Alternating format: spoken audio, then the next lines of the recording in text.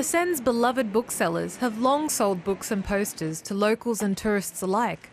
But 570 of the historic stalls that line the river have been ordered to move elsewhere during next year's Olympic Games.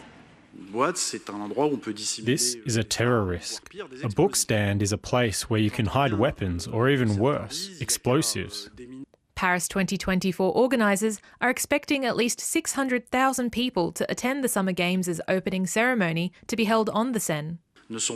These stalls are not evenly installed. You see very well that there are gaps, and crowds would close in on the high platforms and would tend to congregate in places where you can see the parade, and that would make it difficult for crowd control. The Paris City Council formally voted to remove the stands, frustrating stall owners or bouquinistes who are demanding compensation for loss of potential income. Alain Prévost has been running his stall for more than a decade. They should think twice about this. If they remove the stalls, they have to pay us. Not only pay us, but give us a date when they'll be returned, and in what condition.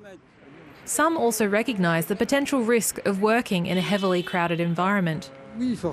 Definitely.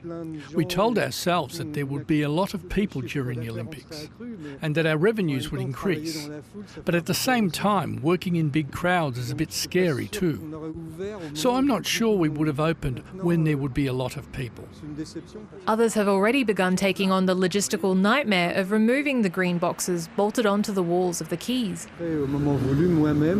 I myself don't have much confidence in the people who are supposed to take them down. Although the City Hall has good intentions, I'm sure, I prefer to do it myself. Unfortunately, I will have to pay the charges myself. The city have offered stall owners to move to a specifically created bookseller village and to pay for the costs of removing the stalls. But some of these boxes have stood by the Seine for over 100 years, and the bouquinistes say a move would not be a workable solution with the risk of damage.